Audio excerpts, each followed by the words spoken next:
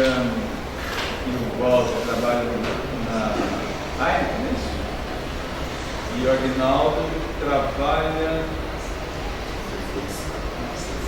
Master Foods.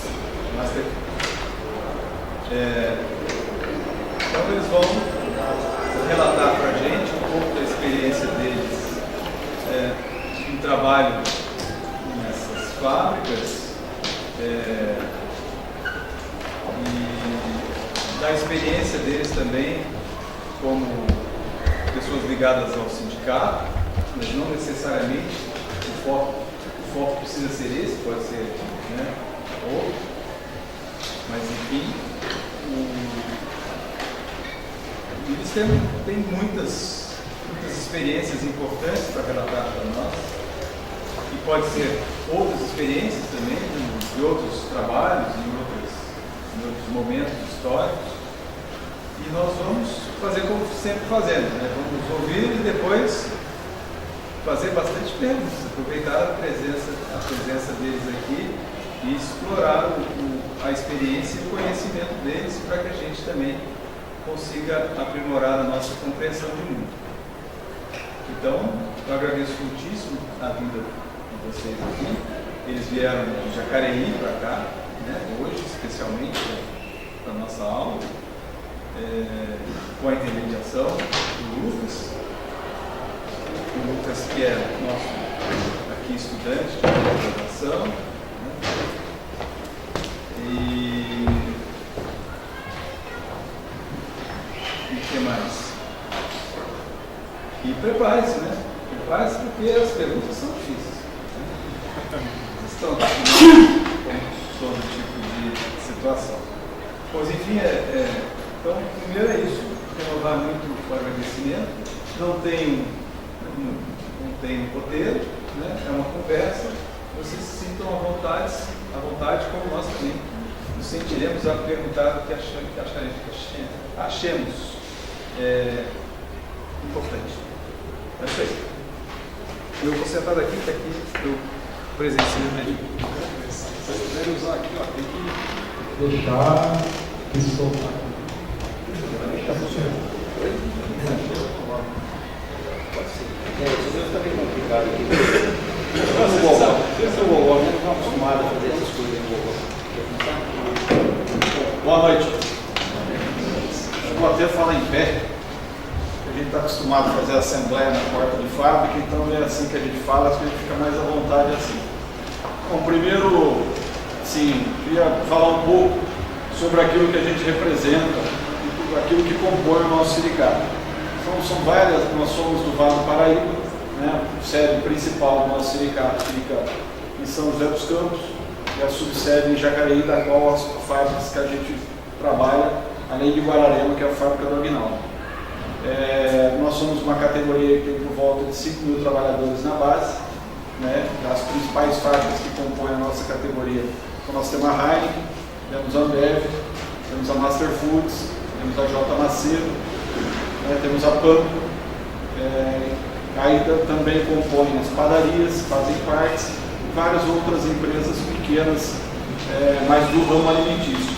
Então, tudo aquilo que é alimento, que é produzido, se enquadra aí na categoria da alimentação, na qual a gente representa. Nós não representamos, por exemplo, setores de bares, hotéis e restaurantes. O pessoal da cozinha industrial, não, isso é outro setor. Então, vamos falar um pouco aí daquilo que o nosso sindicato representa. Eu vou falar um pouco também sobre aquilo que a gente faz dentro da fábrica.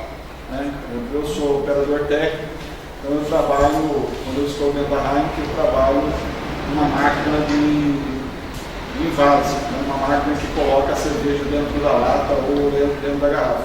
Depois os outros companheiros vão falar aí aquilo que eles fazem. O ritmo, a rotina de um trabalhador da alimentação, não sei se todos conhecem, se tem algum parente que trabalha nas indústrias da alimentação, mas é um setor bastante corrido, Não é um setor pesado, não é um serviço pesado, mas é um setor que exige muito esforço, porque a velocidade da produção do alimento ela é muito rápida. Uma cerveja, para vocês terem uma ideia, depois de produzido, e ela vai para a linha para ser envasada, uma linha de lata, por exemplo, em meia hora a lata está pronta para ser já embalada e paletizada. Então é um esforço muito grande que os trabalhadores fazem no sentido da velocidade e não da intensidade do esforço que fazem. A gente tem, por exemplo, fábricas com a Ambev, por exemplo, tem 1.000 trabalhadores, a Heineken por volta de 400 trabalhadores, a Mars também já está indo para quase 600 trabalhadores. Então essa é um pouco da composição da nossa categoria. São fábricas que trabalham praticamente quase que o tempo todo, né? Quando chega no final de ano, por exemplo, a maioria delas não tem férias coletivas, a maioria das fábricas trabalha em ritmo de turno, ou seja, o trabalhador tem que, quase que em todas as fábricas, sábado e domingo, está trabalhando, está dentro da fábrica para produzir, né? Porque a demanda de alimento é muito grande, né? E por conta da velocidade que é feito, então exige aí de fato uma dedicação da vida do trabalhador, de fato um comprometimento dele quase que de forma integral, vamos dizer assim, para ele poder ser parte desse quadro. Eu não entrei na questão sindical, na verdade, porque aí como deixar os outros companheiros falar um pouco, e depois a gente entra nesse tema mais direto, para queria dar um quadro um pouco mais geral para vocês entenderem um pouco o que é a categoria da alimentação e aquilo que nós representamos. Boa noite, pessoal. Meu nome é Guinaldo, trabalho na Master Foods, trabalho com o cabelo professor. É uma fábrica de chocolates, acho que a maioria de vocês conhecem, faz o Twix, Snickers, também faz a Mars, Bars, a M&M's, né? Acho que todo mundo conhece meio parecido com o confete, não confete, mas também faz arroz, faz molhos, aquelas brisaguinhas de molhos, salada, aquele sachê de orégano, queijo, parmesão e tal. Bom, como o Pedro falou aqui, a intenção da gente vir aqui hoje falar com vocês, gente, é do que o trabalhador está vivendo hoje. Né? As escalas, a fábrica trabalha 24 horas por dia, todos os dias do mês, não para, é frenético, é alucinante. Ainda a gente, mesmo conhecendo a robótica que existe hoje aí, que é pesada, na Mars hoje, na fábrica que eu trabalho, o pessoal ainda bate sacaria de 25 quilos, cada pallet de 500 quilos, mesmo movimento, pega do chão, corta, alimenta a máquina, corta, alimenta a máquina, fazer arroz, fazer chocolate, manteiga, o próprio cacau em si. Então nós vemos hoje aqui, pessoal, dividir com vocês essa experiência que o trabalhador está vivendo. Eu, por exemplo, eu sou técnico mecânico na Master Foods, como o companheiro acabou de falar. Eu trabalho na empresa ainda, né? A gente trabalha, mas a gente tem o nosso tempo também para a gente vir aqui falar com vocês, para a gente dividir essa experiência. O que está acontecendo hoje, igual o companheiro acabou de falar. Hoje, quando para uma linha, por exemplo, no chocolate, que eles já trabalham já praticamente com produto vendido, é aquela correria, pessoal. Você tem que fazer a máquina rodar rápido, você praticamente tem que correr no almoxarifado, pegar uma peça rápida para colocar rápido. O que acontece hoje também, como eu vou falar para vocês comigo, além de, às vezes a gente tem um pouco de, nós temos algumas outras funções, por exemplo, eu sou mecânico, mas eu tenho que encher um eixo de solda, passar no torno, dar o passe, fazer um rasgo de chaveta de novo e tal, porque às vezes não tem. Então isso está acontecendo muito, pessoal, isso é muito frenético, porque você está com o rádio aqui no pescoço, o pessoal está chamando você, está te perguntando qual é a previsão, que hora vai voltar, que hora vai rodar, que hora vai liberar, posso levar o pessoal para almoçar, não posso. Então, pessoal, é isso que a gente veio conversar com vocês hoje. Né? Eu vou fazer um ano ainda, mudando um pouco assim, na parte sindical. Eu não imaginava ser sindicalista. Eu acho que para mim houve uma necessidade, eu busco muito saber assim, dos direitos, né, do trabalhador. E é o que o companheiro acabou de falar aqui, a gente estava falando ali fora. E isso que eu queria falar com vocês já desde o começo, é que vocês, aqui hoje, serão futuros juízes, futuros ministros, e a vida de muitas pessoas, dos trabalhadores, vão passar por vocês, entendeu? Então, abrir essa mente, porque às vezes a gente tem que entender o lado do trabalhador, porque hoje o trabalhador fica 9 horas dentro de uma empresa, no caso do meu caso. 8 horas trabalhadas na hora de almoço, só que eu também fico mais 1h30 no ônibus para entrar para a fábrica, mais 1h30 para ir para casa. Então, quando a gente fala aqui que uma porcentagem da vida do trabalhador é dentro da fábrica, é no chão de fábrica, é todo o processo fabril, que muitas vezes é insalubre, muitas vezes as mulheres, né, eu creio que também tem uma dupla função. A nossa cultura está melhorando ainda, tá? Porque nós vivemos uma cultura machista ainda, tá entendendo? Às vezes o homem acha que ele não pode ajudar em casa porque ele é homem. Tem uma dupla função. Às vezes a mulher trabalha numa máquina que ela é insalubre, principalmente com a reforma trabalhista que vem trazendo agora aí, você está entendendo? Que a própria mulher, mesmo no local insalubre, tem que trabalhar durante grávida, entendendo? Então essa reforma trabalhista, ela também veio atacar também a condição do trabalhador hoje em dia. Está entendendo, pessoal? Então nós viemos aqui dividir com vocês essa preocupação nossa, porque o sindicato, pessoal, até uma mítica aqui com vocês, o sindicato da alimentação de São José dos Campos, a gente não recebe salário do sindicato, a gente tem que trabalhar como todo trabalhador, a gente recebe o salário da empresa, tá, pessoal? Então é uma mítica assim, que eu creio assim, que o pessoal às vezes tem do sindicalismo, né? Também aqui eu tenho que os diretores do sindicato de São José dos Campos, todos são assim, nós somos 25 diretores e trabalhamos na Ambev, trabalhamos no Tachão, em Ubatuba, no litoral. Nós temos que nos locomover para isso, né? E com a ajuda do nosso jurídico, está aqui o Lucas aqui também, que vai estar aqui com a gente aqui somando. Então é isso, pessoal. Acho que trabalhei na Nestlé, tá? Antes de vir para a Master Foods, trabalhei na Nestlé. Você pensa assim, o Aguinaldo trabalha hoje na M&M's, é diferente da Nestlé, não é. Tem máquinas de empacotamentos que elas embalam 1.200 pacotes por minuto. É alucinante. Hoje o que está acontecendo no impacto no corpo da pessoa, entendeu? Você tem que pegar a embalagem rápido, assim, colocar dentro do display, né, com aquelas caixas, a pessoa abre, pega rápido ali, entendeu? Então hoje, o que está acontecendo hoje, pessoal, é isso. Então a gente veio dividir essa experiência com vocês, tá bom? Obrigado. Boa noite, pessoal. Bom, gente, depois se alguém quiser pagar um show, como nós somos da Heineken, já agradece, hein? Bom, gente, é o seguinte, para nós, primeiro eu quero agradecer estar aqui, porque é a primeira vez que eu estou aqui falando com uma classe de futuros advogados, promotores, talvez ministros, juízes, e contar um pouquinho daquilo que é a nossa vida no nosso dia a dia, no trabalho. Mas falar um pouquinho também como sindicalista. Até às vezes eu brinco um pouquinho que vocês falam o juridiquês, a gente fala o sindicalês, né? Então eu gosto muito de chamar as pessoas de companheiros, né? Porque nas portas das fábricas todos nós somos companheiros. Quando você vai para a porta de fábrica, e às vezes eu falo, né? Quando nós viemos agora recentemente numa greve, foi na Mars Brasil, que é a Master Foods que o Aguinaldo falou, na verdade a gente às vezes encara um pouquinho a greve como se fosse uma guerra, né? E numa guerra você tem um monte de gente que você se encontra lutando por alguma coisa por pessoas que você não conhece. E a guerra mais ou menos é isso, né? Você entra numa guerra para defender interesses de muita gente que não está naquela guerra, você nem conhece as pessoas. E a greve é isso, você junta um monte de gente, vem gente do metalúrgico, vem gente dos químicos, sindicatos químicos, sindicato vidreiro, uma série de outras entidades para se somar, para ajudar, para conquistar um benefício que os trabalhadores da categoria que eles defendem não vão receber nada por isso, né? Mas antes de falar disso aí com vocês, a gente tem que retratar um pouquinho daquilo que hoje acontece dentro das empresas. Porque talvez muitos de vocês, eu não sei se alguns de vocês aí trabalham em indústrias, né? A gente sempre às vezes tem algumas pessoas que, embora estejam uma grande faculdade como essa, às vezes vêm também trabalhando em área produtiva, dentro das indústrias, conhece um pouco que tem um ambiente produtivo dentro da empresa.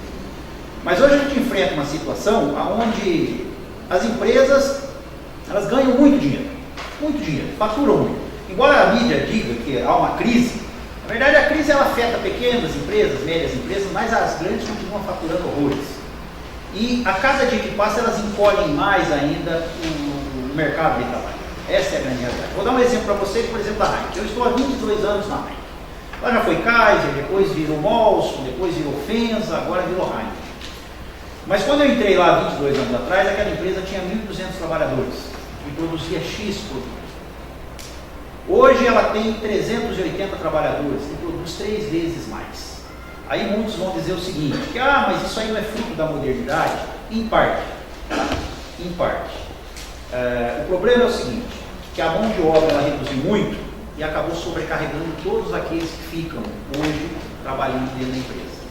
E aí você tem um índice muito grande de trabalhadores lesionados, jovens, como vocês, que entram para trabalhar, trabalham 2 anos e depois eles se lesionam, sofrem problemas no joelho, problemas nos ombros, na coluna, né? E aí você tem, e isso aí foi até fruto de um estudo, porque você tem pessoas antigas que ainda continuam trabalhando nessas empresas e às vezes se perguntam, por que as empresas que fazem uma reestruturação tão grande, ela ainda mantém um percentual até razoável de trabalhadores antigos, que tem um salário até elevado, porque os trabalhadores novos que estão sendo contratados hoje, os salários deles também são achatados. Eles não ganham como aqueles trabalhadores que estão lá dentro há 10, 15, 20 anos. Não, eles têm um salário reduzido. Mas eles são os mais impactados e essas pessoas antigas continuam. Por que continuam? Porque essas pessoas elas vieram de uma área, de um ritmo de produção, onde a produção de fato ela era menor, porém ela ainda era uma produção mais pesada, porque ela não era tão sofisticada como é hoje, com tanta tecnologia, mas também não era tão rápida, não era tão volumosa como é. Né? E isso, quando o jovem entra para trabalhar nessas empresas, é mais ou menos como um jogador que entra para participar de uma partida, você tem um monte de jogador lá dentro, já aquecido, já jogando, já no calor da partida, e você bota um jovem sem aquecimento nenhum. Ele entra, ele tem que entrar, e tem que acompanhar aquele ritmo de produção que é alucinante. E aí ele se arrebenta de novo, aí ele se lesiona. Ele tem lesão na coluna, ele tem lesão no joelho, ele tem lesão no ombro, e aí começa a ir parar lá no INSS. E aí entra toda uma discussão que aí é o que vocês já conhecem aí, de que a previdência é deficitária, mas é fruto do quê? De uma fiscalização que não acontece dentro das empresas na questão ergonômica das empresas. Né? E isso nós vivemos na Heineken, nós vivemos na Ambev, eu não sei se todos vocês sabem o que é Ambev, porque muita gente não sabe, mas a Ambev é quem produz a Brahma, produz a Skol, produz a Antártica e mais 1 milhão de marcas de cerveja pelo mundo afora. Tá? É uma empresa que, na verdade, ela ataca demais os trabalhadores, nos seus direitos, nas condições de trabalho, e essa é uma condição que a gente vivencia dentro dessas empresas, que do portão para fora elas vendem um marketing de que são empresas que respeitam o meio ambiente, de que respeitam os trabalhadores, de que tratam os seus trabalhadores como colaboradores e como o fator mais importante da sua empresa, porque todos eles colocam isso naqueles valores que eles pregam. Né? Você chega numa empresa, você vê lá que tem valores das empresas, e o primeiro valor que eles colocam é que o bem mais precioso é o trabalhador. Mas isso tudo é só da boca para fora, porque o que interessa de fato é a produção, é o produto. O produto tem que sair de qualquer forma. E isso acontece se você tiver uma condição insegura para executar determinada atividade, mas essa atividade vai impactar na produção final, então você sacrifica o trabalhador, fazendo com que ele cumpra essa tarefa, mesmo sob risco, para que a produção não pare. Isso nós já nos deparamos muito com isso. E aí sim acaba também surgindo a importância de você ter um trabalhador, ter um dirigente sindical na empresa, e até um SPERO, que é um fator importante demais, que é onde você entra para intervir, para garantir que a condição digna de trabalho do trabalhador seja respeitada. E ele não coloque a sua segurança em risco. Tá? Esses são fatores importantes. Então é importante, como foi dito aqui, de fato, hoje está na moda você falar que o sindicato mais atrapalha do que ajuda. Né? Todo mundo está dizendo isso. A reforma trabalhista ela trouxe o fim do imposto sindical como uma grande vitória para o público e o povo em geral. Né? É um imposto a menos, eu não tenho mais que sustentar sindicato. E aí eu tenho acordo com vocês em algumas coisas. Sindicato, existe sindicato bom e tem sindicato ruim. Isso é fato. Assim como tem advogados bons, tem advogados ruins, tem médicos bons, médicos ruins, tem juristas bons, juristas ruins, né? Nós temos ministros também, até do STF, bons e outros que são ruins, políticos bons, políticos ruins. Então, tudo isso nós temos isso. Agora, nós temos que separar as coisas.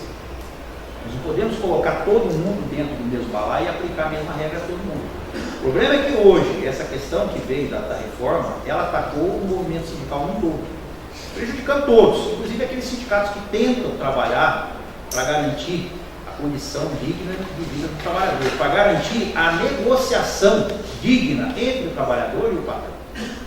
Porque não tenho dúvidas, eu não sei se alguns de vocês trabalham em empresa, mas nenhum empregado hoje tem condições de negociar individualmente o seu salário ou a sua condição de trabalho com o patrão. Nenhum. Essa é uma realidade. Né? Então é importante que a gente deixe aqui para vocês essa visão da importância de fato que tem o sindicato na vida do trabalhador. Obviamente, nós estamos falando de sindicatos sérios, sindicatos que têm compromisso em ajudar os trabalhadores, em buscar um bem-estar para o trabalhador. Porque essa briga é uma briga desigual, gente. Vamos falar a verdade. Nós viemos numa greve com a Mars Brasil, que é uma das maiores produtoras de alimentos do mundo, contra um sindicato que tem 5 mil trabalhadores na base. Um sindicato que tem um número de associados, não é metade disso. Certo? Então veja a desigualdade, para você pleitear o quê? Uma questão de PLR. E que não é o que diz o programa de PLR que vocês conhecem. Não é participação no lucro e resultado das empresas, não é isso que está se discutindo mais. Hoje as empresas elas estabelecem um resultado, e o programa deles é baseado nos resultados que eles estabelecem. Não quer dizer que eles não têm lucro, simplesmente é um resultado que eles estabeleceram que não foi atingido. E cria-se nesse programa também uma série de desigualdades. Tá? Mas eu não quero falar tudo isso, senão eu acabo falando sozinho. Então, de novo, eu vou devolver a palavra para o meu companheiro aqui, Walter, para dar mais uma pincelada. Na verdade, gente, a gente não combinou dinâmica nenhuma, então não sei nem exatamente como vai ser. Então... A gente já pode fazer algumas perguntas? Assim? Pode ir fazendo alguém, isso já até nos ajuda. Eu tenho então umas perguntinhas. Primeira, você falou do nível de associação, né? Não chega a 50%, mas seria qual percentual? Não, na verdade, nós temos 5 mil trabalhadores na base. Na verdade, associados, hoje, nós temos 1.200 trabalhadores associados. E aí eu quero explicar para vocês o porquê. Porque no Brasil nós temos uma cultura de que os trabalhadores não valorizam os seus sindicatos. Eles não valorizam entidades que defendem diretamente o seu interesse. É uma cultura que é pregada no país. E vocês sabem, quando você tem uma cultura impregnada, é difícil você conseguir reverter ela. Porque nós, sindicatos, nós temos um problema. A condição de nós entrarmos na casa de cada trabalhador e falar para ele o que é necessário, ela é muito limitada. Sabe como que nós nos comunicamos com os trabalhadores? Através de assembleias, através de boletins, de jornais do sindicato, que a gente chama de boletins, que você vai nas portas das fábricas. Então a nossa inserção com todos os trabalhadores, ela acaba sendo limitada. Nós não temos o mesmo poder, por exemplo, que o empresariado tem quando ele usa uma Globo para entrar no lar dos trabalhadores, de cada trabalhador, no Jornal Nacional, e dizer aquilo que é a visão da Globo ou daqueles que bancam, que sustentam ela, do que é o sindicato. Assim como hoje ele está dizendo da necessidade da reforma da Previdência. Não há um debate. Simplesmente eles vendem uma ideia para todo mundo. Não há um debate, não se colocou ali 2 lados para cada lado ter o direito de livre, de forma neutra, cada um defender o seu ponto de vista. Assim também como foi feito com a reforma trabalhista. Então nós temos essa dificuldade. Então hoje nós temos 1.200 associados de uma fábrica, de um sindicato que tem na base mais ou menos em torno de 5 mil trabalhadores. Não, mas parece pouco, mas não é pouco. 1.200 é uma quantidade... foge do nível mundial. O nível de sindicalização mundial não chega a 10%. Né? Então não parece pouco, mas não é tão pouco assim quanto se a gente comparar com outras realidades. Interessante. Não, só para a gente aprofundar um pouco mais sobre isso, acho que tem alguns dados aí que eu queria passar para vocês também, que eu acho que para dar uma visão um pouco melhor do que é o Sindicato de Alimentação de São José dos Campos e região. Primeiro, nós somos o único sindicato de alimentação do país que não reconheceu o banco de horas da Ambev e nenhum programa de PLR da Ambev. Entendeu? Então nós batemos de frente há muitos anos e conseguimos, pelo menos até antes da reforma, o PF, chama PF, o programa de PLR dele já chama PF. Então nós somos o único sindicato do Brasil que conseguiu até agora, pelo menos, manter isso. Com a reforma trabalhista, na verdade, a questão do banco de horas nós temos um problema maior, que é a história do banco de horas individual, que agora a lei permite fazer. Na Heineken também, nós somos uma das poucas unidades, se não a única, que não tem um banco de horas em Jacareí. Né? Nós não negociamos campanha salarial dessa cervejaria sem aumento real. Entendeu? Nos últimos anos, ou pelo menos desde que a gente começou a estar à frente do sindicato. Então, isso nos possibilita, por exemplo, na onde a gente tem grande concentração de trabalhadores, em especial na Heineken, no chão de fábrica, que é o que a gente chama na linha de produção, nós temos um índice de mais de 90% de associados. Na Ambev a gente não consegue chegar tanto porque a repressão é muito forte pela fábrica. Na Mars agora, com a entrada do companheiro também melhorou, nós estamos ampliando o quadro de associados significativamente no show de fábrica. Só que assim, as fábricas grandes, então, a gente tem uma boa representatividade. O problema é que uma boa parte da nossa categoria, por exemplo, como o setor de padarias, a gente não tem acesso. Então, o setor, na verdade, que a gente se limita a prestar serviço para esses setores é de fechar uma convenção coletiva e depois procurar prestar um bom serviço jurídico, entendeu? Que era, inclusive, antes da reforma trabalhista também, a gente fazia uma boa homologação, né, de estar conferindo as contas do trabalhador demitido, e que, infelizmente, agora, né, boa parte desse setor, principalmente desses setores, que não são obrigados mais a irem até os sindicatos, para que o trabalhador possa ter suas contas conferidas, nem isso nós estamos podendo fazer. Né? Então, ajustar um pouco isso aí. Então, nas grandes concentrações, nós temos um índice altíssimo de sindicalizados. Então, onde tem muito disperso, por exemplo, não conseguimos chegar, inclusive até por conta do tamanho da diretoria que nós somos e da dificuldade de CT mesmo. Nós temos, na verdade, 2 diretores liberados, né? Vamos eu e o Luciano temos salário pago pela empresa, isso por força de convenção coletiva, de acordo coletivo. Né? Então a empresa paga todos os coisas para que a gente possa exercer atividades, mas os demais diretores nossos, na verdade, estão todos dentro da fábrica. Então, até para poder fazer a gestão mesmo da máquina sindical, a gente tem uma certa dificuldade por conta das dificuldades que são colocadas mesmo. Só com relação ao imposto sindical, gente, que eu acho só que é importante clarear. Nós, inclusive, achamos que, de fato, o imposto sindical ele serve para sustentar uma máquina que não atende ao interesse dos trabalhadores. Isso era a realidade, de fato, do imposto sindical. Só que, infelizmente, quando você acaba com o imposto sindical, né, e também não dá nenhuma outra alternativa de financiamento, ou que o sindicato possa se sustentar, recorrendo à sua categoria, aí é complicado. Porque aí, na verdade, é você impedir que o sindicato continue existindo. A gente estava falando aqui fora, não sei se a gente estava conversando, não sei se o professor estava acompanhando, mas nós tivemos, por exemplo, ganhamos um processo de 12 milhões contra a Ambev, né? Fizemos todo um trabalho de 15 anos com o jurídico, fizemos um trabalho de 15 anos, onde o sindicato colocou ônibus para ir para Campinas, para poder acompanhar o julgamento, pagou passagem de diretor, de advogado, para poder ir para Brasília, para poder acompanhar o andamento do processo. O contrato antigo do nosso jurídico não previa participação na sucumbência do sindicato. O que acontece? Finalizou o processo, nós ganhamos, a empresa foi condenada a pagar 12 milhões e 800 mil para os trabalhadores, o advogado ficou com mais de 1 milhão de sucumbência, o sindicato não ficou com nada. Né? Quando a gente ainda chamou os trabalhadores, fizemos uma assembleia com mais de 300 trabalhadores, votando para os trabalhadores uma contribuição de 5% do sócio e 15% de não sócio, o que é bem abaixo daquilo que um advogado cobraria. O juiz, em primeira instância, simplesmente chegou e disse o seguinte: o sindicato, se fizer isso, eu vou multar o sindicato, porque aí, ao invés de ser uma arrecadação, tornaria um prejuízo depois de toda essa batalha que a gente travou aí contra a BEF. Então, só para dar essa localizada aí. Só mais uma questão.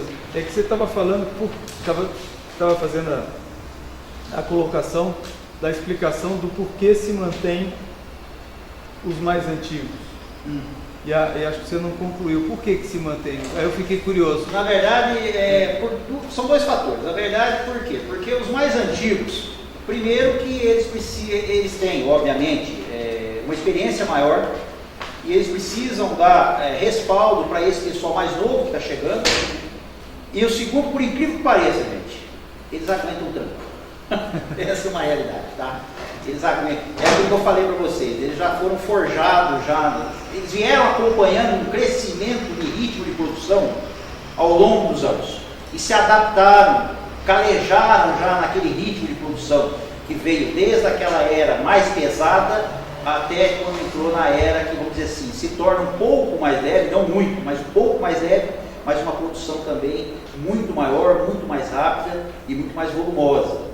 E com isso esse pessoal aguenta mais tempo. O que não acontece, como eu disse, com os mais novos, que é mais ou menos aquilo que aquela comparação que eu fiz. Você tem uma série de jogadores já em campo, aquecidos, já jogando há um bom tempo, porém você coloca um novato sem aquecimento nenhum, sem preparação nenhuma, e ele é obrigado a enfrentar aquele ritmo alucinante daquela forma.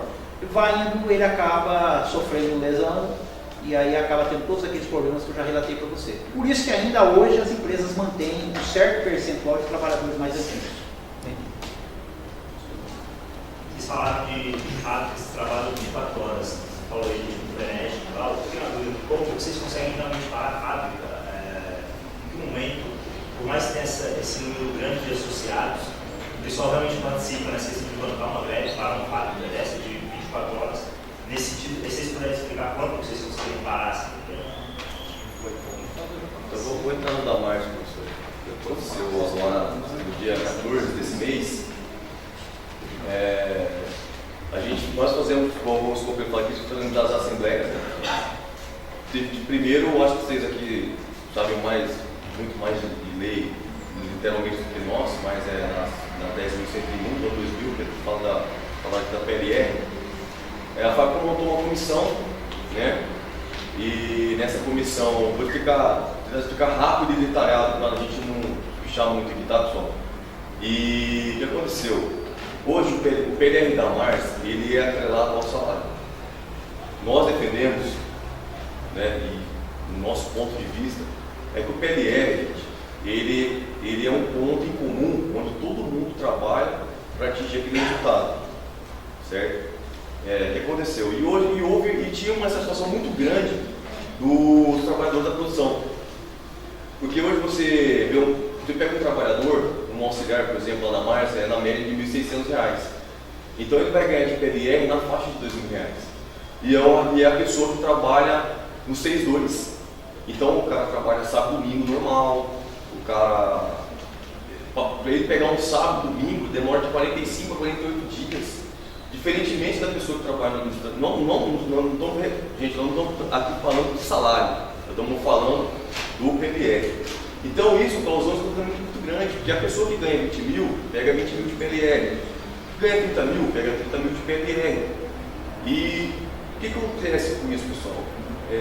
Pelo menos a gente foi buscar algumas informações com o pessoal da própria produção, da própria administrativo mesmo, que são os assistentes, os analistas, que recebem um PLR estavam recebendo um PLR muito inferior. E não só isso, a Mars, ela lá em 2014, ela tem vindo histórico, e isso causou uma satisfação muito grande dos trabalhadores. Lá em 2014 ela pagou 2,5, e ela produzia 3 vezes menos que ela produz hoje. Hoje ela fabrica 17.500 toneladas. Ela venceu o ano passado.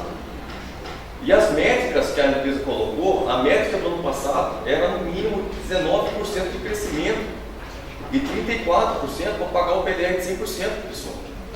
Então, assim, é o que a gente estava falando aqui. A empresa, ela traz algumas métricas que na nossa conjuntura atual é impossível. Nós estamos num crescimento aqui atual hoje aqui de mercado que você colocar uma empresa para crescer em 30% de volume num ano, ela é muito grande, muito otimista. Só que também a gente fala, só que os trabalhadores requeridos, já que ela está sendo tão, vamos dizer assim, radical, então que ela seja radical no PLR. E esse ano, em 2016, nós tomamos um calote, né, que mesmo com o crescimento de 9%, a fábrica não pagou a segunda parcela. Então, ano passado já começou a ter um estupinho, ano passado já não passou. Esse ano, nós fizemos as assembleias, falando que a visão do sindicato era pagar um PLR igual para todos os funcionários, e isso, nós paramos os ônibus, o pessoal desce, nós convidamos os trabalhadores a descer dos ônibus, aí a gente mostra, isso aqui é o da comissão, da empresa, isso aqui é a visão do sindicato, tá? Porque querendo ou não, nós conversamos com os trabalhadores no dia a dia, no tete a tete, porque nós estamos no pé da máquina. Então o que aconteceu? Foi reprovado a comissão da empresa, e foi aprovado, vamos dizer assim, a proposta do sindicato, e começou a ter as reuniões, falando, vai ter problema, que a fábrica vai parar, porque o trabalhador vai bancar a greve. Vocês todos sabem que a greve é um direito constitucional. E mesmo assim, a gente, no ponto de vista da proposta da comissão, nós levamos algumas propostas conversando com o tete a tete com os trabalhadores, seria alguma coisa assim razoável, e mesmo assim, se fosse, a gente levasse pela comissão da empresa, ela passaria. Só que a empresa se nega, a empresa se negou. E hoje nós trabalhamos com informação, hoje as coisas são muito rápidas. Aí eu fui dar uma pesquisada da família Márcio, que ela é uma empresa de capital fechado, né, que é difícil você saber em termos de valores, só que os dois filhos, no caso deles, eles têm 35 bilhões de dólares em caixa, fora do seu patrimônio. E a empresa, esse ano, até 2020, ela está investindo quase R$1 bilhão na planta. Ela quer, hoje já faz 17 mil, hoje ela quer fazer 68 mil toneladas por ano, aqui no Brasil. Ela vai fazer uma linha nova de sneakers, acabou de fazer uma linha nova de arroz instantâneo, né? Vocês vão ver aí que é o Uncle Beans. Então a empresa tem como. E do dia a dia é cobrado da pessoa 100%. Se a pessoa tem 100% para dar, tem 100%. Nós sabemos, pessoal, que o povo brasileiro é um povo trabalhador. Tá, gente? É um povo trabalhador. É um povo que não falta, que não mata dia, que enfrenta no ônibus, ali, no sol, a chuva, o calor, e ele está lá. E esse ano, por exemplo, os vendedores, eles não receberam a metade do PLR. A produção ficou com 87% do valor, a administrativa ficou com 100%. Só que nós não queremos dividir. Nós queremos um PLR igual para todos. Porque todo mundo trabalhando no mesmo sentido. Porque não adianta você ter um diretor, não adianta você ter um gerente e o auxiliar na ponta da linha lá cruzar o braço. Não vai adiantar nada eu arrumar uma máquina, não adianta nada eu arrumar uma máquina. E para mim os conceitos de PLR hoje é insatisfatório. Tá? Posso até falar para vocês aqui, falando com vocês, é anticonstitucional. Porque se eu trabalhar, se eu arrumar uma máquina agora, o operador, o auxiliar, ele não ligar a máquina para fazer produzir, porque é ele que tem um feeling do negócio, tá? Não vai adiantar nada. Então quando chegou no ultimato, a gente fomos até o final das negociações, pedimos as negociações com os negociadores da empresa e falamos, infelizmente, a gente conversando com o trabalhador vai bancar crédito. Aí foi quando nós pedimos a eles que eles mandassem para nós o documento falando que era realmente a única proposta, eles mandaram para o sindicato no e-mail, tá? A gente falou para o trabalhador, fizemos uma nova assembleia e nova assim, a gente está aqui, vai ser aceito, e a gente fala, fizemos assembleia. Quem concorda com a proposta da fábrica, levanta a mão. Eu queria fazer uma pergunta para os três. Primeiro, qual vocês acham, se vocês acham que o trabalhador médio de vocês tem uma boa formação política, se a realidade política do país é uma discussão frequente, se o sindicato de vocês tem algum tipo de relação estreita com algum partido, com algum grupo de partidos, e se tem alguma falta de reivindicação do poder legislativo, se alguma de apelados à lei ou alguma coisa do tipo. Tá, pessoal, só finalizar a pergunta do companheiro, eu já respondo, pode ser? Tá bom? Aí foi quando nós levamos o documento do estado de greve para a empresa, aí nós chegamos um dia lá e falamos, pessoal, tá aqui, vai ser aceito o estado de greve, todo mundo bancou, e no dia 14 a gente parou a fábrica. E foi como nós estávamos falando aí com os companheiros aqui. Os terceiros pararam, está tendo uma obra na Mars lá, que tem mais de 500 trabalhadores na obra da função, o pessoal parou. O pessoal da limpeza, terceirizado, todo o pessoal em si, juntando forças, deram até força para o pessoal da fábrica, para parar a fábrica. Só rodou realmente mesmo o essencial. Mas foram 3 dias. E mesmo nesses 3 dias, pessoal, nós fizemos uma greve que é garantida por nós pela Constituição. Foi vista, porque nós avisamos em todas as documentações, nós fomos claros, evidentes, todas as documentações. E eles ainda mesmo assim levaram um interdito proibitório lá para a gente. Mas mesmo assim com o interdito proibitório, colocaram uma multa para o sindicato de 10 mil por dia, dizendo que a gente estava trancando a porta da fábrica, não estava deixando o trabalhador passar, e chamaram a polícia lá, os policiais entraram conosco dentro do ônibus para ver a nossa fala, uma forma de talvez a gente fazendo o sindicato, o próprio diretor tremer naquela hora de bater um retrocesso, mas nós vamos fazendo um ônibus falar com o trabalhador desceu do ônibus. O ônibus entrou vazio para dentro da empresa e nós pegamos o que nós tínhamos lá, o carro do sindicato, dos parceiros, os próprios trabalhadores deram carona dos colegas de trabalho e foi todo mundo embora para casa. Entendeu, pessoal? Então é isso. O trabalhador lá na margem bancou a greve. E mesmo com a polícia lá no segundo turno, depois foi no turno da noite, foi no turno de manhã, os trabalhadores desceram do ônibus e bancaram a greve. Porque a greve, pessoal, a greve não é do sindicato. Tá? Pra falar a verdade, a greve é do trabalhador. Porque mesmo eu sendo hoje, trabalhador sindicalista, se eu parar na porta da fábrica e cruzar meu braço, a fábrica, se o trabalhador entrar, a fábrica vai dar ninguém. Entendeu, pessoal? Então a greve, pra falar a verdade, a greve é do trabalhador. O trabalhador, ele mostra satisfação, porque querendo ou não, nós somos diretores, somos assim, a voz na mesa de negociação dos trabalhadores. E respondendo o companheiro. E aí, deu certo? Não, aí a empresa chamou o Prime City, no terceiro dia. E agora vai ser o Dr. Bruno entrou ontem à noite com o dissídio pela parte do sindicato. A empresa deve fazer uma petição agora para marcar aí que nós vamos fazer agora em juízo, vamos fazer negociação em juízo. Mas a greve não foi encerrada, a greve foi suspensa. Tá? E respondendo o companheiro, o sindicato hoje, nós na negociação, ele não tem partido político. Tá? A gente não tem partido político, acho que até eu sou novo lá, agora vamos fazer um ano agora em agosto. Até onde já posso dar uma.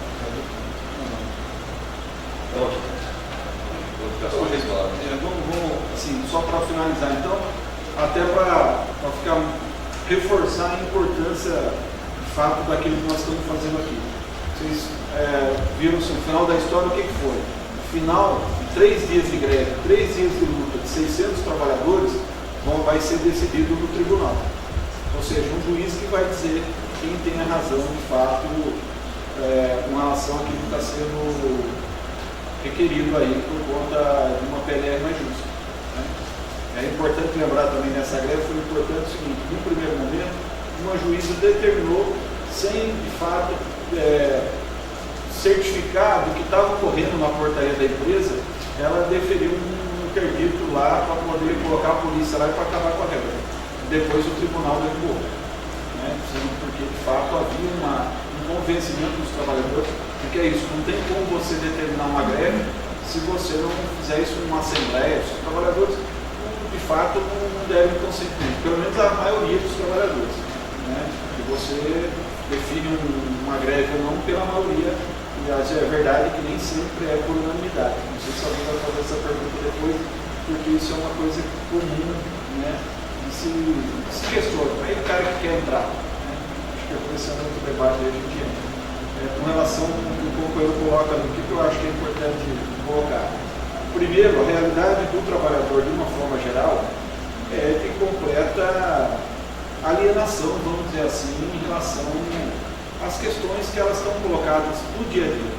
Primeiro, nosso sindicato em particular, isso não era assim quando a gente começou, mas nós começamos a assembleia falando dos trabalhadores. Aqui nós não vamos falar só de salário e de PLR, não. Nós vamos tocar nos temas de fato que afetam a vida, porque depois, quando mudam a lei, criam dificuldade para que o sindicato possa intervir junto a qualquer coisa, vocês vão nos cobrar.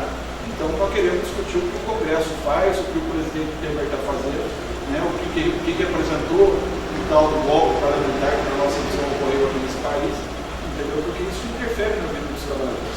Então isso nós hoje conquistamos essa autoridade para poder falar com os trabalhadores.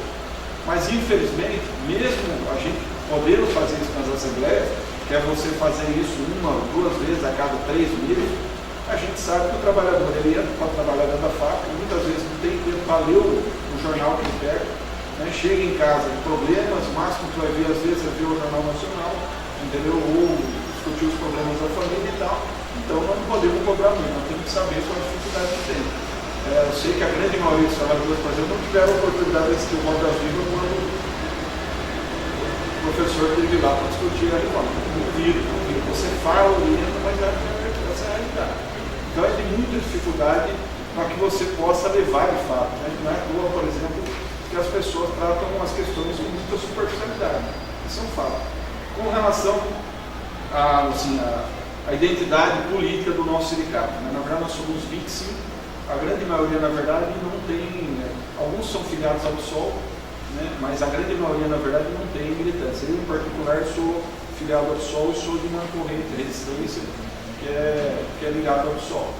Mas o nosso sindicato, agora recentemente, por exemplo, nós trouxemos 2 candidatos da Federação da Alimentação, um está pelo Solidariedade, o outro está pelo não lembro que partido que é aí, entendeu? Mas a gente procura trabalhar com bastante liberdade, vamos dizer assim, para que as pessoas, inclusive, possam opinar, ou mesmo quando você tem convicção naquilo que você acredita, você não tem que temer o debate, muito pelo contrário. E a gente estimula, sim, os jornais nossos, a gente acabou não trazendo hoje aqui, mas os jornais nossos, inclusive, tratam de forma até majoritária no nosso jornal de 4 páginas uma questão ligada, assim, não é uma questão política partidária, mas a questão do que afeta o dia a dia. O problema da reforma, o problema da questão do que acontece no Congresso, o problema das eleições, agora esse jornal nosso nós vamos estar tratando. Só para deixar claro, um vínculo orgânico não tem como. Não tem assim, a gente acha até que é errado você aparelhar o sindicato por um partido ou por uma corrente. Por isso que eu estou falando para você. Nós, na verdade, damos inclusive espaço para várias organizações. E é lógico que a gente orienta ou encaminha, na verdade, aquilo, por exemplo, uma coisa que nós estamos colocando no jornal é se quando você for escolher o seu candidato a presidente, se ele é a favor ou contra a reforma trabalhista. Isso é o básico de tudo, entendeu? Se o cara for, se for a favor da reforma trabalhista, nós estamos contra de orientar um trabalhador da nossa base a votar num cara desse. Então, a respeito da pergunta dele, né? Às vezes nos debates assim, essa questão, pergunta se o sindicato é ligado a um partido, às vezes, pensando que o trabalhador também não possa tomar partido, né? Afinal, são pessoas que também vão tomar partido, uma questão ou outra. Mas a verdade é que em toda essa questão política brasileira, a população mais pobre em si tem pouca representatividade e o sindicato sempre foi quem reuniu ou quem pôde esclarecer um pouco a política nacional às classes de base, de fato.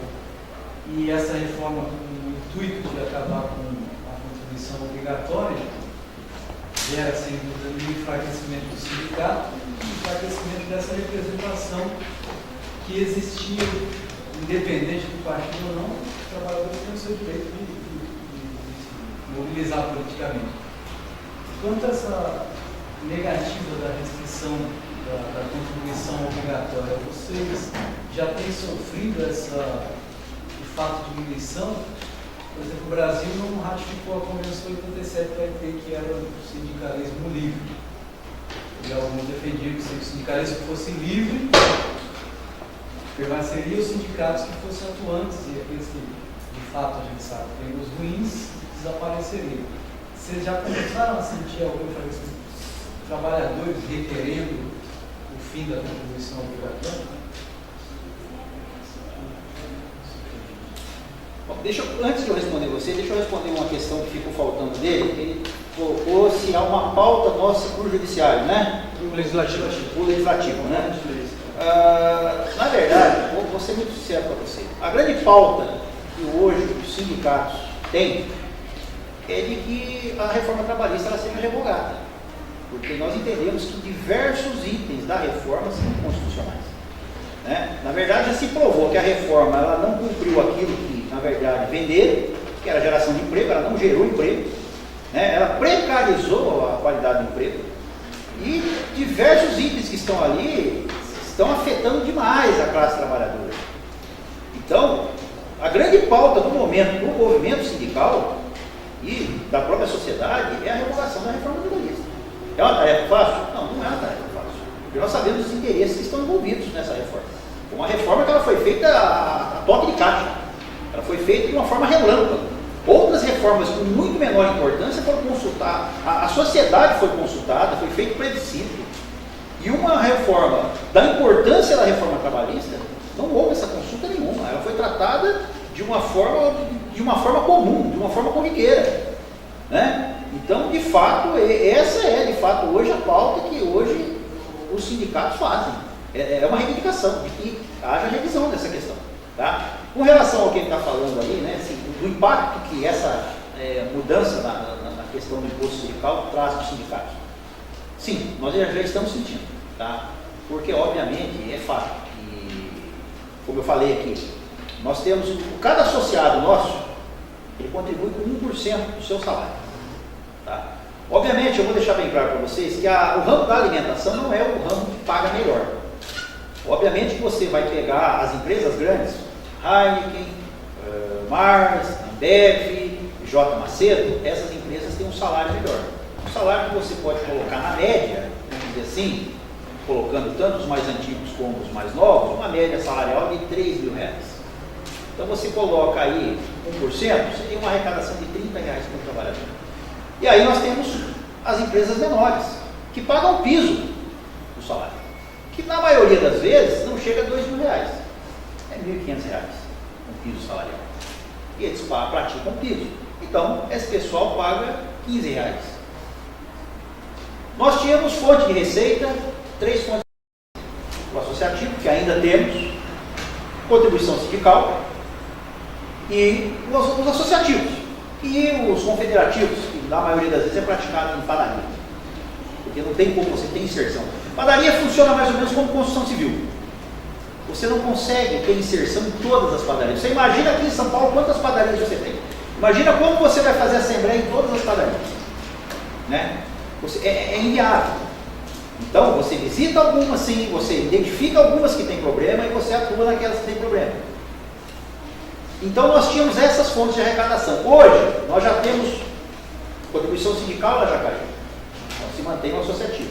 Porém, há também uma perseguição muito grande em cima da questão do assistencial, como até já foi dito aqui pelo companheiro Walter aqui, uma questão do processo do PF, por exemplo, onde nós ganhamos um processo que praticamente ninguém acreditava que iria ganhar. Foi um processo que ele surgiu de uma publicação de revista, onde a empresa foi lá, colocou e publicou que ela tinha atingido o resultado da empresa de Jacareí.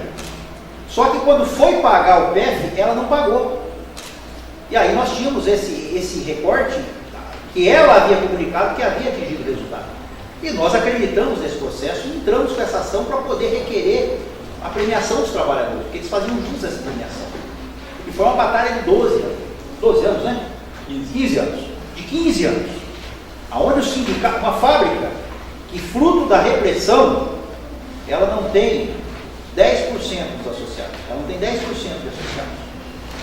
E nós conquistamos essa premiação para todos os trabalhadores daquela época, sócios e não sócios.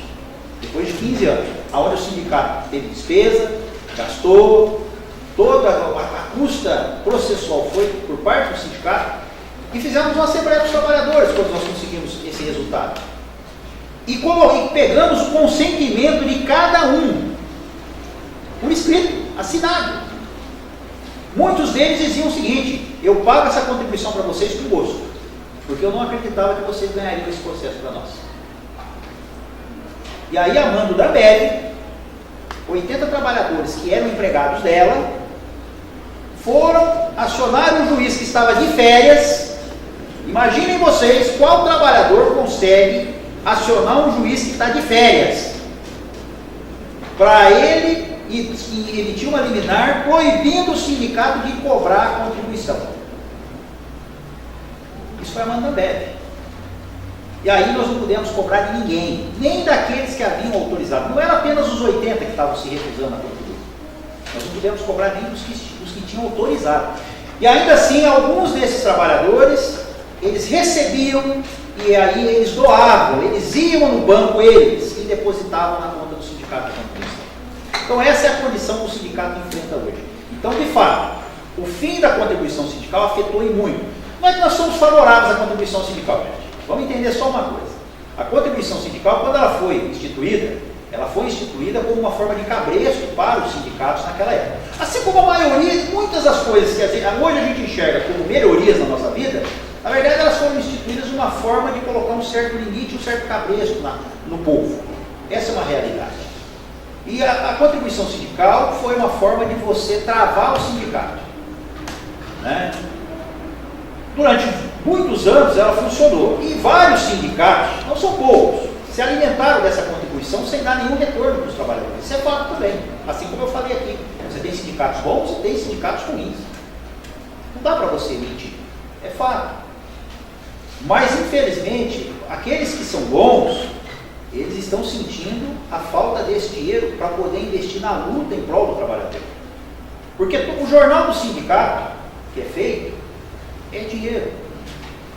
Toda a estrutura que é montada no jurídico, toda a estrutura que é montada para você, dar uma condição melhor para o trabalhador através de convênios, através de uma colônia de férias que o sindicato aluga e subsidia para que o trabalhador possa ir, tudo isso custa dinheiro.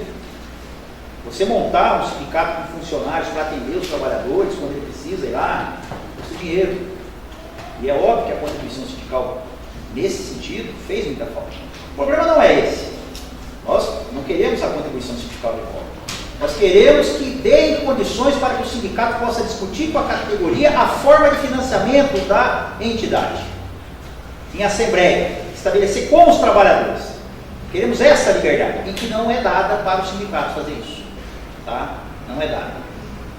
Quais seriam as condições, revogou a reforma trabalhista?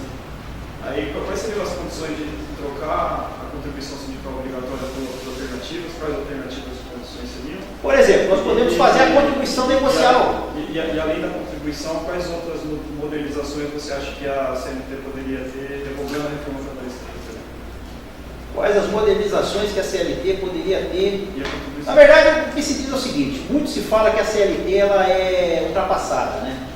Muito se falou isso, por isso que se aplicou a reforma, por isso que se aplicou o trabalho intermitente, por isso que se aplicou o fim da homologação dos sindicatos, né? Por exemplo, também o banco de horas individual, né? E aí eu queria perguntar, de fato, porque na verdade são 120 itens, né? Se eu for falar aqui para você de cabeça que todos os 120 itens que foram mudados, fica até difícil. Mas, por exemplo, esses 3 que eu citei para você, qual é a modernização que traz, por exemplo, você impedir que a homologação, ou desobrigar que o patrão faça a homologação da rescisão contratual do trabalhador do sindicato? Qual é a modernidade nisso? Qual é o benefício disso? O trabalhador ele trabalha 10 anos dentro de uma empresa. Aí quando ele é demitido, o trabalhador é um leigo, ele não conhece. A homologação dele é feita dentro da fábrica, dentro de uma sala, aonde tem 2, 3 funcionários da empresa e ele ali sozinho. Quem confere as contas dele? Né?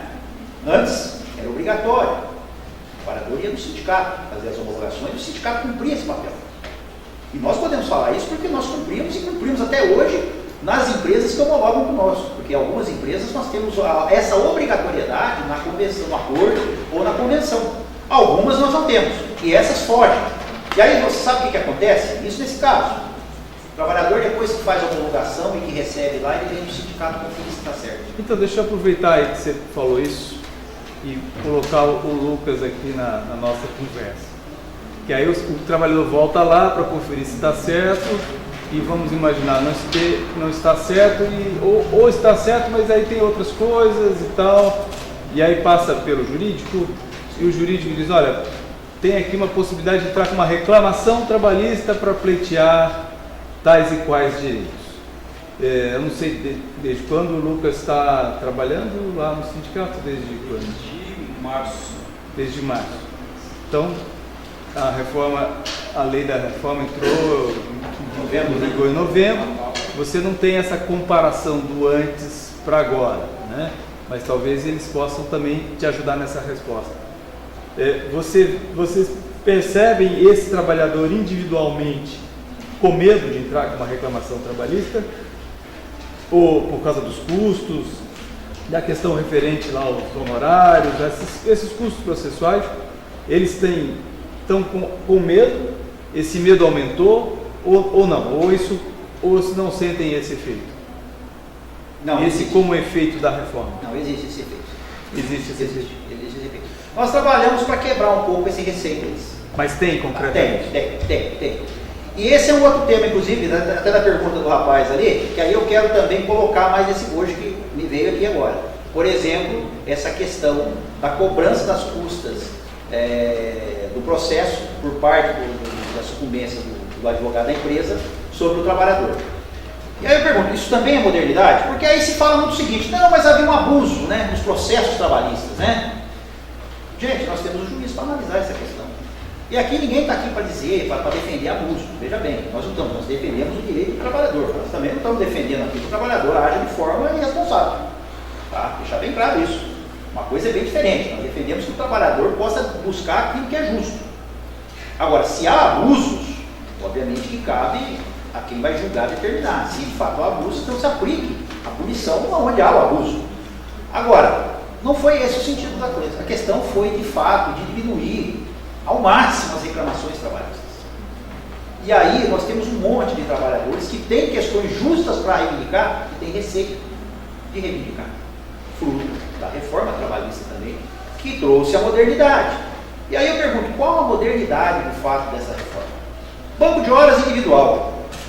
Gente, vamos falar sério aqui. Quem é que gosta de ir para dentro de uma fábrica num domingo, deixar sua família em casa, num churrasco, num almoço com a família, seu sogro chega lá com a sua sogra, alguns aqui não gostam da sogra, né? Mas eu gosto da minha, viu? É muito gente boa.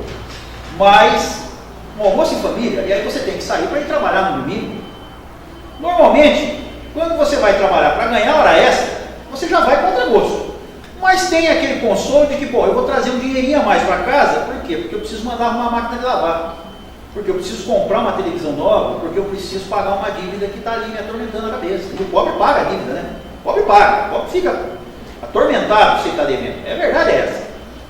Mas ele vai a contragosto ainda assim, porque tem que sair naquele horário, naquela dificuldade, muitas vezes à noite, às vezes de madrugada, e fazer hora extra. Agora eu pergunto, imagina você ter que ir trabalhar sem receber nada por isso. E aí você vai folgar, teoricamente, quando o patrão determinar para você que você vai folgar. Mas você não tem controle nenhum sobre isso também, porque as suas folgas, os dias que você trabalhou, quem tem o controle é a empresa, não é você. Nós temos vários relatos, o Altinho sabe disso, da Ambev, trabalhadores que iam lá e reclamavam para nós na época que se praticava o banco de horas ilegal, que nós ganhamos na justiça também e derrubamos. Mas isso na época que era ilegal. Os trabalhadores chegavam lá para nós e falavam assim, olha, eu tenho 200 horas de banco de horas. A Ambev chegava com um documento e dizia, não, ele não tem 200, ele só tem 100. Em alguns casos ela dizia que o cara não tinha. Essa é a modernidade que a reforma trabalhista traz, mas está em seguida. Bota, continua um pouquinho. Eu só voltar um pouco na pergunta que os colegas fez aí, com relação à questão de como manter a ferramenta do sindicato em funcionamento. Tem a ver, de fato, com um novo planejamento. Só para vocês terem uma ideia, na verdade são vários sindicatos que estão fechando as portas. Né? Estão fechando, aqui em São Paulo tem 3 sindicatos que estão se unificando para fazer um só, para poder se readequar a uma nova realidade. Isso vai implicar, de fato, um maior distanciamento da base. Ou seja, o sindicato que já é altamente burocratizado, ou seja, de lideranças que não vivem a vida do trabalhador, não têm relação com o trabalhador, vai aumentar ainda mais. Então, quem achava, por exemplo, que quebrar o imposto sindical ia trazer o sindicato para mais perto do trabalhador, o efeito vai ser o contrário. Tem sindicatos no Vale do Paraíba, por exemplo, que fecharam e estão entregando o poder de negociação para a federação, que é muito mais distante do trabalhador. Então, essa é uma realidade. Com relação, por exemplo, nós estamos tentando, não sei se vai dar tempo, de fazer uma série de reestruturação dentro do sindicato. Uma delas, por exemplo, o que nós fizemos? Nós aumentamos o investimento no jurídico.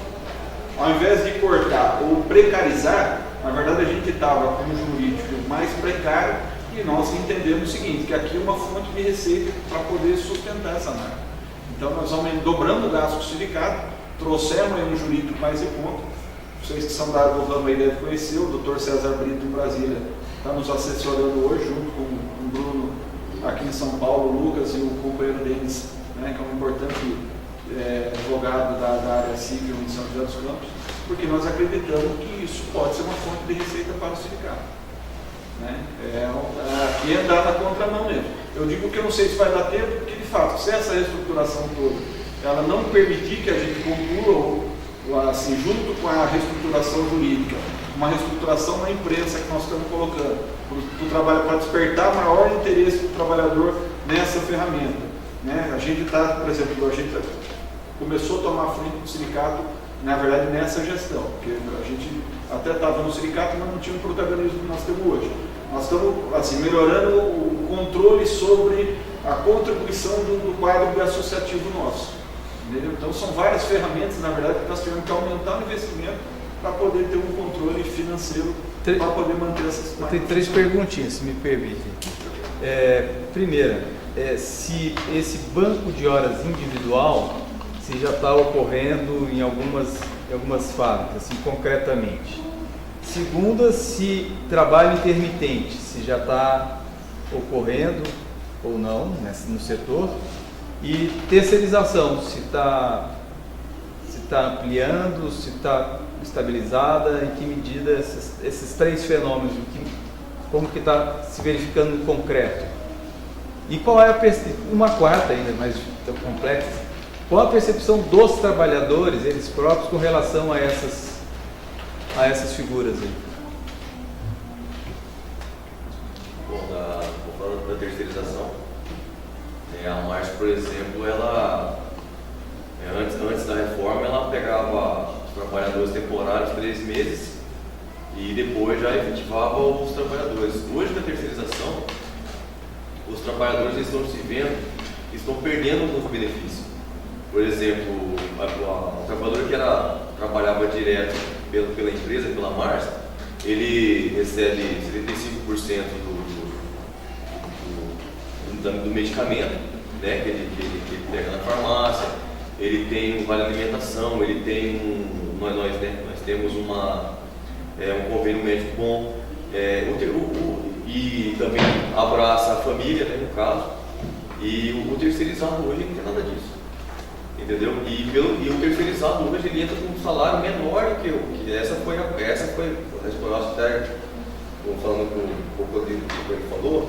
A terceirização ela veio com uma promessa que ela ia ampliar as propostas e as portas de emprego, talvez até com um salário menor, mas só que ela se mostrou ao contrário. A terceirização ela veio com um salário mais arrochado, ainda mais arrochado da pessoa, e mal hoje o pessoal não tem um VA, um vale alimentação, um vale alimentação, ela não tem, por exemplo, a gente recebe um odontológico também, não tem nada. Mal a pessoa tem só um convênio médico para si próprio, entendeu? Então hoje o trabalhador, ele para falar a verdade, ele está mesmo acuado, mas com medo da terceirização dela abraçar todo a área produtiva, a área administrativa também.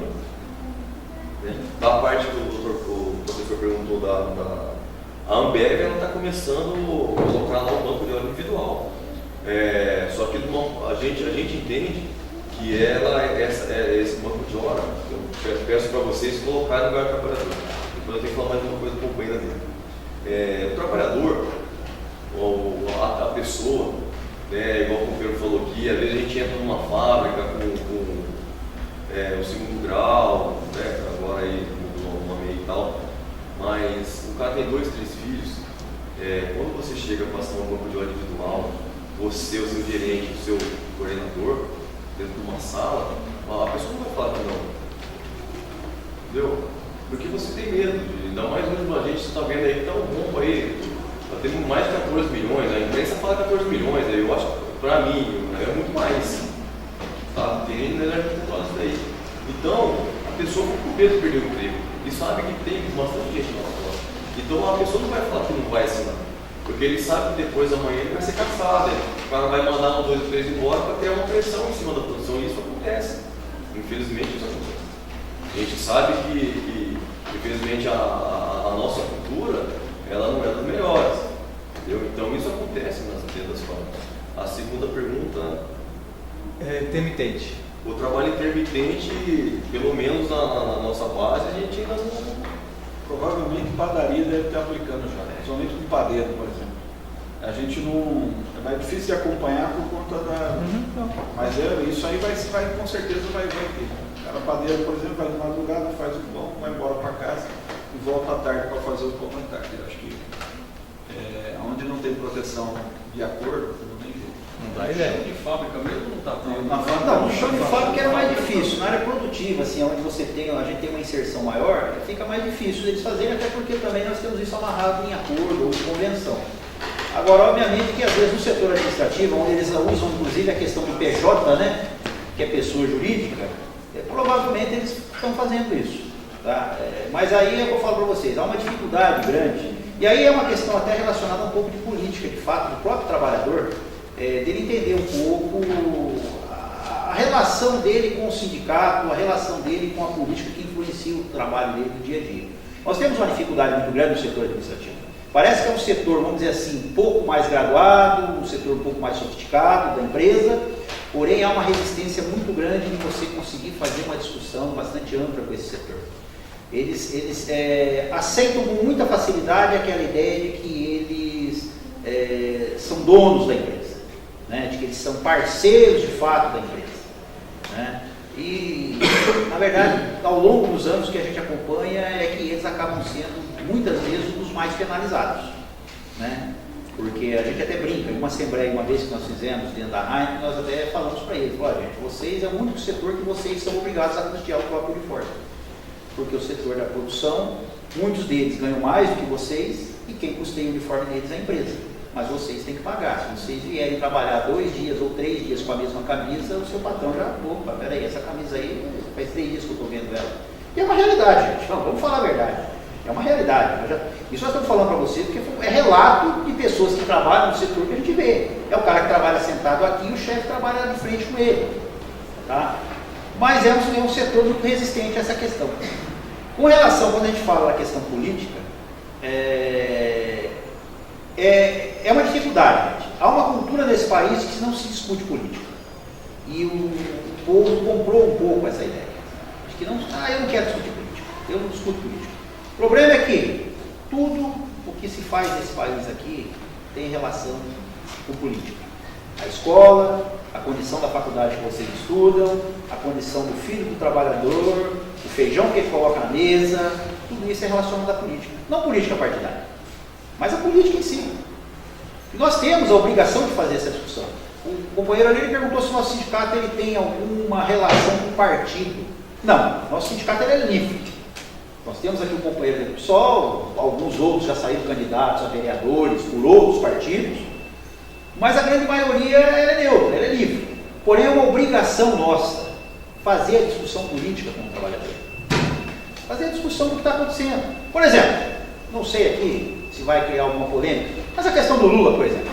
Eu não sou lulista, gente, vou deixar muito claro, também não milito em partido e não sou do PT, por exemplo.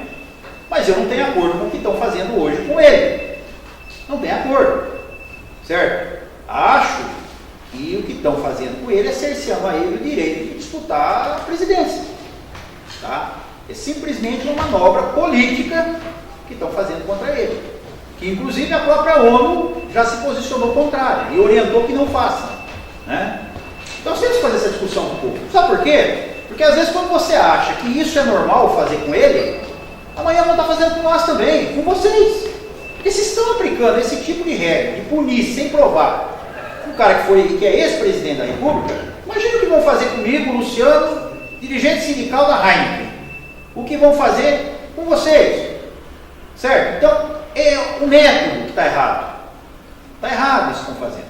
Tá? Então, nós temos que fazer sim essa discussão. Agora, se eu disser para vocês que em assembleia, muitas vezes, quando você entra na discussão da política do país, alguns trabalhadores torcem o nariz, é fato. Mas nós temos que continuar insistindo. Porque, como foi dito aqui, o trabalhador não tem tempo para se orientar politicamente no que está acontecendo no país. O cara trabalha 8 horas, quando não trabalha 12, fazendo hora extra. Chega em casa, muitas vezes tem que ir para a faculdade, porque precisa melhorar a sua condição para poder manter o emprego. E quando chega em casa, ele janta tarde da noite e cai morto na cama para levantar de madrugada para ir trabalhar de novo. Essa é a condição da maioria dos trabalhadores hoje que trabalham em fábrica. Tá? E vocês têm lá, já nessa questão da compreensão política, dessas questões aí de visualização de problemas que extrapolam, digamos, os direitos ali trabalhistas, né, digamos assim. Vocês, lá no sindicato, vocês têm uma discussão ampla ou aberta a respeito da posição da trabalhadora mulher, assim, essa questão do machismo, por exemplo, que é muito forte, a gente sabe, no meio da sindical mesmo, né? Isso existe, por exemplo, vocês têm acúmulo de debate sobre isso, ou é um tabu, ou seja, ou essa conversa Como que é isso? Nós temos essa discussão. Inclusive, nós temos uma diretora que faz parte do nosso sindicato. E aí são 25 diretores e apenas uma mulher, né? E aí as pessoas falam, pô, mas são 24 homens e uma mulher. Realmente é uma dificuldade, tá? É uma dificuldade. E aí, como até foi dito aqui, há um machismo no país, né? Eu, por exemplo, em casa, eu lavo louça para minha mulher.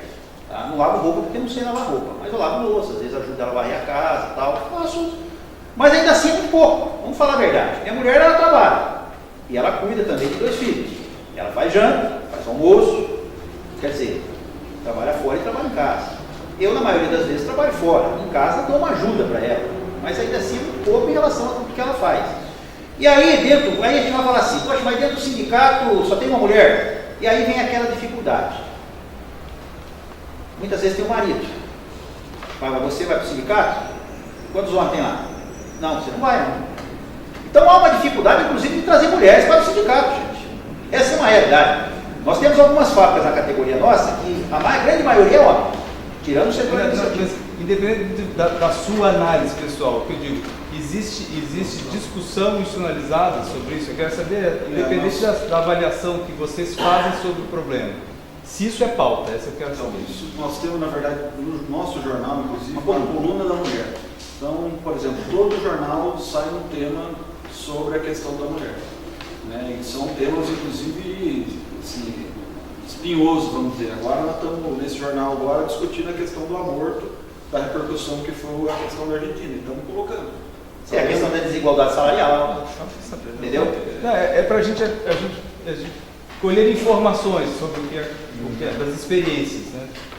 Nós temos essa preocupação também. Eu queria fazer na verdade, uma pergunta, porque ninguém perguntou, mas eu pensei até que a gente acabou falando de muitos temas aqui, acabou não entrando muito na questão da greve, né? Mas a greve, na verdade, gente, ela, não que a gente goste de fazer, mas muitas vezes é preciso fazer, porque quando o processo de negociação ele não resolve, como é o caso da Mars, né, não tem outro jeito, você vai para a Assembleia, convence os trabalhadores e deflagra a greve, para poder de fato criar um impasse. Agora, ninguém perguntou, por exemplo, achei que eu ouvi essa pergunta hoje, mas vem cá, a greve é consensual, e quem não quer fazer a greve? Não é difícil. E o direito livre de ir e vir, né? Sempre todo mundo fala isso.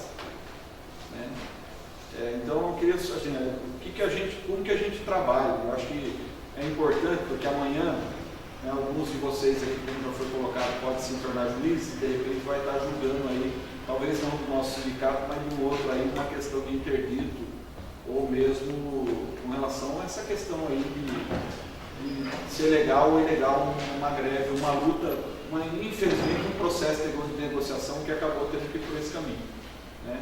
Na verdade, assim, quando você vai para uma assembleia, por exemplo, depois de um processo de negociação, você leva uma proposta, seja ela qual for, e você aprova em assembleia, o patrão nunca lhe pergunta qual foi o percentual de aprovação.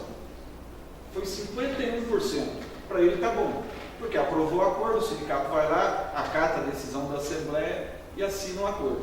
Muitas vezes até contrária à própria orientação que a diretoria do sindicato dá. Nós já passamos por isso. Você chega numa assembleia e fala para o trabalhador, essa proposta está ruim, nós achamos que temos que reprovar, temos que continuar o processo de mobilização e tal, e vota em assembleia, às vezes tem um abono lá, o trabalhador vota favorável à proposta. 51%. Vai lá, beleza, o sindicato acata e assina a proposta. Agora eu pergunto, e quando é o contrário? Quando o sindicato chega lá e diz o seguinte, gente, aqui não dá mais, tem que fazer a greve. 55% da fábrica vota a favor da greve. Vocês acham que o 45% tem direito a entrar para trabalhar? Agora eu queria fazer uma pergunta para a sala. O que vocês pensam disso? O que vocês pensam sobre isso? Está invertendo. Vocês são os que vão julgar uma greve. A gente quer saber o que vocês pensam disso. Não, depois nós vamos falar. Depois a gente coloca o nosso ponto de vista, mas eu gostaria de ouvir de vocês. Vocês não perguntaram, então eu não vou perguntar. Vamos lá. Eu acho que o interesse coletivo tem que sobressair o interesse individual. Então, se for estipulado isso pelos trabalhadores de uma forma coletiva, eu acho que daí tem uma força maior do que o interesse individual de cada um dos trabalhadores. Posso colocar uma coisa? É interessante jogar essa questão para vocês, porque é o seguinte, inclusive eu prometi que ia ficar quieto, mas dessa vez, né? Porque é o seguinte, O judiciário, eu estou vendo isso porque esse ano, como comecei a trabalhar com o pessoal do Sindicato de Alimentação, eu estou trabalhando no segundo grau e no direito coletivo. Eu nunca tinha trabalhado com direito coletivo do trabalho, né? E eu descobri o seguinte, que a contestação, a petição inicial e o recurso que a gente aprende aqui, chega lá, ele serve muito pouco, né? A gente praticamente não tem, nem sei se tem direito sindical aqui, acho que tem direito coletivo só, né? Não tem direito sindical aqui na disciplina. Coletivo. Coletivo, né? Nada específico. Então é uma atuação muito específica. Quando se torna uma greve, o advogado fica em casa pressionando, o advogado tem que ir lá, tem que participar da negociação, tem que ir lá. Quando tem 3 turnos, o advogado tem que ir lá nos 3 turnos, acompanhar. É toda uma dinâmica diferente. E por que eu estou falando isso?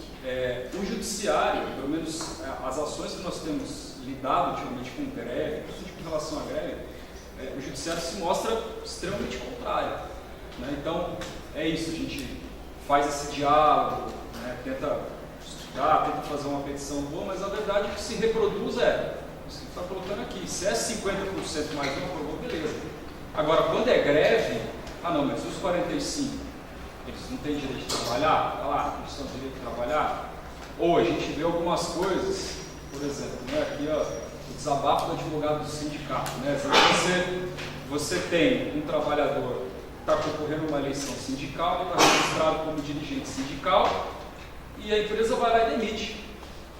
Aí você fala, não, tem a súmula 369 aqui, ó, dirigente sindical não pode ser demitido.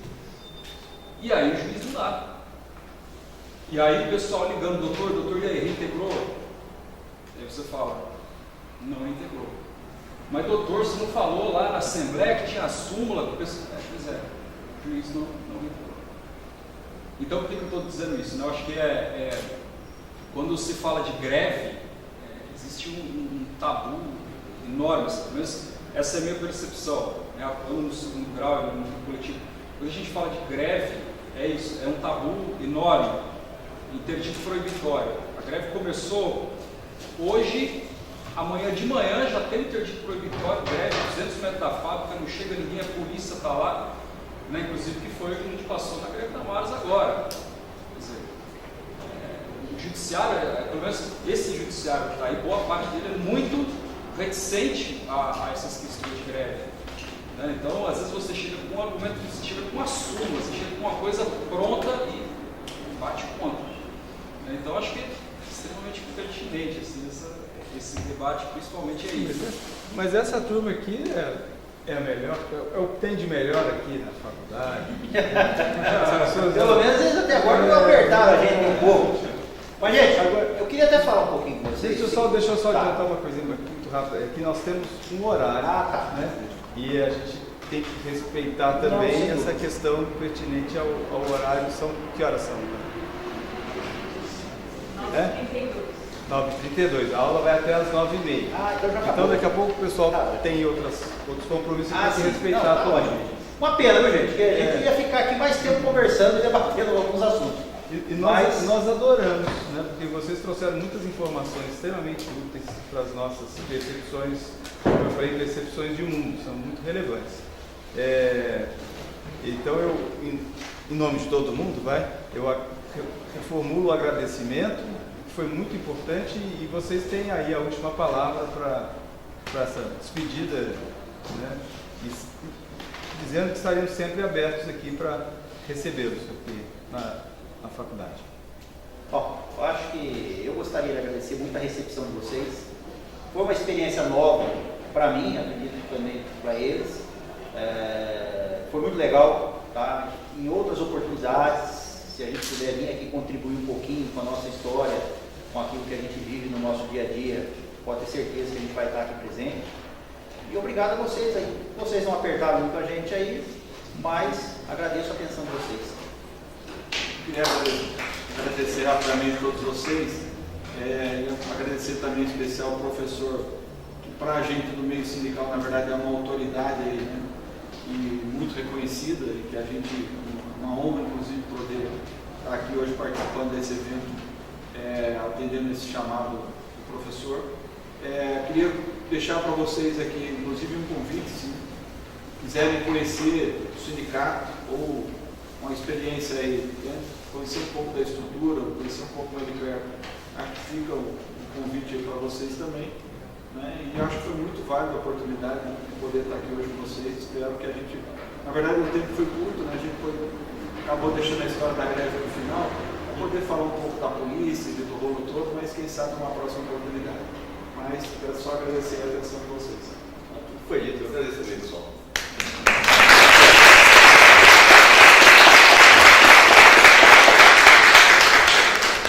Muito bom. Obrigado, gente.